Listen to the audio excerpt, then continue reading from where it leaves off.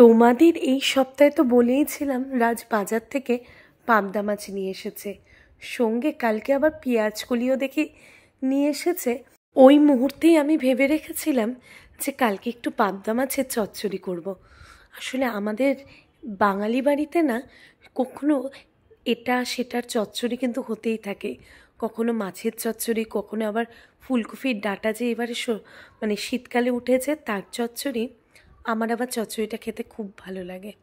তাই প্রথমে পাবদা মাছগুলোকে ভালো করে ধুয়ে হলুদ লবণ মাখিয়ে নিলাম, আর তারপরে সেগুলোকে এয়ার ফ্রায়ারে ভাজা করতে দিলাম।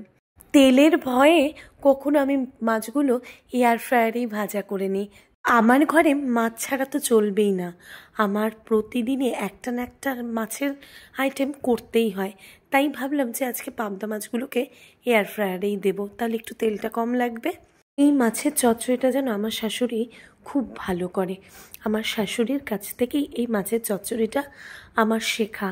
ওদের বাড়িতে ছোট মাছ এলে বা পাবদা মাছ এলে বা ট্যাংরা মাছই হোক না কেন, এইভাবেই মাছ চচ্চড়ি করে। আজকে রান্না করতে করতে যেন আমি সকালের খাওয়াটা খেতেই ভুলে গেছি। কালকে যে কাবাবটা করে রেখেছিলাম সেটা রুটির মধ্যে দিয়ে কিছু পেঁয়াজের স্লাইসেস দিয়ে চাট মশলা আর ওপর থেকে হোমমেড মেয়োনিজ সঙ্গে অল্প একটু সস দিয়ে রুটিটাকে একটা টাকো টাইপের বানিয়ে নিলাম। আর তার সাথে চা দিয়ে খেতে এত ভালো লাগছিল, সঙ্গে মাসির সাথে একটু গল্পও করে নিলাম।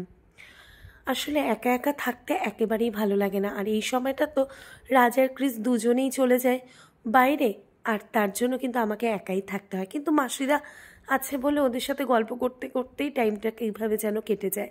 যেন এই দুটো পার্সেল এসেছিল, খোলাই হয়নি, তাই ভাবলাম যে আজকে সেগুলোকে আনপ্যাক করি। তোমরা ভালো থেকো, সুস্থ থাকো, আমাদের গল্প এমনই চলবে।